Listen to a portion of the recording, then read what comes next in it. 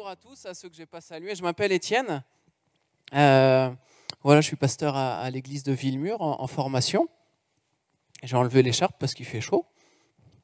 Et je vais vous raconter en quelques mots comment pour moi ça s'est passé. Pourquoi je suis là en cet après-midi. Alors moi je suis né dans une famille chrétienne, donc c'est-à-dire que depuis que j'ai la mémoire, j'assiste à des réunions comme celle-ci. Où j'entends parler de la Bible, où j'entends parler de Jésus, j'entends parler de l'éternité. Donc pour moi, c'était quelque chose en fait que intellectuellement je connaissais. Et je pouvais même dire qu'intellectuellement j'y croyais. Mes parents, donc je suis né en Normandie. Mes parents, ils m'ont éduqué donc dans la foi chrétienne. Ils nous aimaient. J'étais avec mon grand frère. Je ne peux pas dire qu'on ait eu une enfance malheureuse. Loin de là, on a toujours eu ce qu'il nous fallait. Mais par contre, au fond de moi, j'avais vraiment une souffrance. Et cette souffrance, elle était liée au fait que mes parents, dans le couple de mes parents, c'était compliqué. Il y avait énormément de disputes. Toutes les semaines, il y avait les portes qui claquaient, il y avait les voix qui s'exclamaient. Et moi, dans mon cœur d'enfant, c'était dur parce que je ne comprenais pas. Je me disais, mais est-ce que c'est ma faute? Et en fait, les problèmes entre mes parents ne se sont pas résolus. Et puis moi, j'ai grandi avec cette souffrance. Et à tel point que, en fait, quand je suis devenu adolescent, j'avais formé dans mon cœur le projet de quitter mes parents. De quitter mes parents, de ne plus aller à l'église, de tirer un trait. En fait, c'était ça. Je voulais tirer un trait sur toutes ces années et commencer quelque chose de nouveau. Et j'avais 17 ans quand... même un petit peu moins, mais j'avais 17 ans où ce projet était vraiment décidé quoi, dans mon cœur. Et donc j'ai passé mon bac à 17 ans, mes parents, j'ai fait la diagonale de la France, donc je suis parti de Normandie pour aller à Annecy, à côté de la Suisse. Et là pour moi c'était, ça y est, je peux tirer un trait sur mes parents. C'était l'état d'esprit dans lequel j'étais.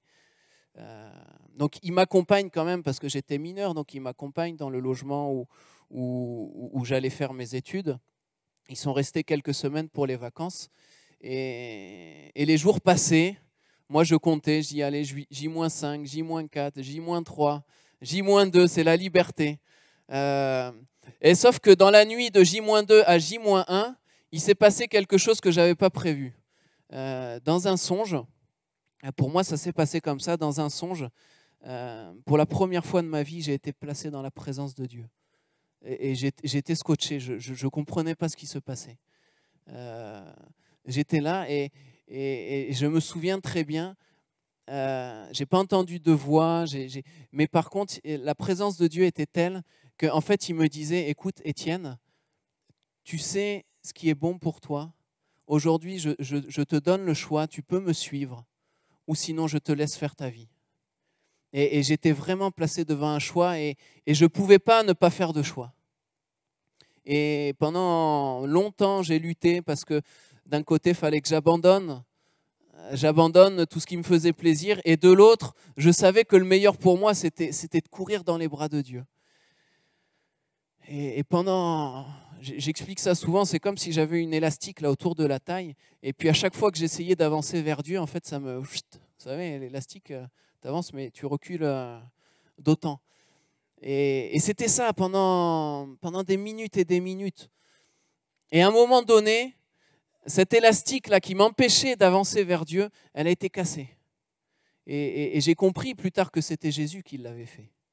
Et tout ça, c'était pendant le songe. Et je me réveille, c'était à peu près 5h30, 6h du matin. On était dans un studio et j'étais en larmes. J'étais en sanglots, donc moi je dormais sur le lit superposé d'en haut et mes parents en bas.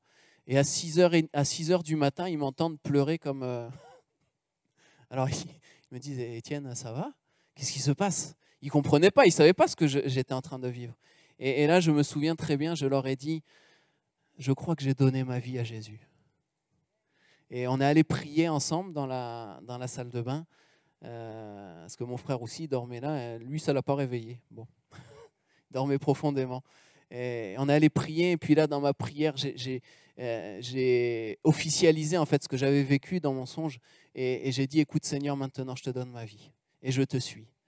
Et à partir de là, cette souffrance que j'avais là dans mon cœur et ce rejet que j'avais vis-à-vis de mes parents, il est parti.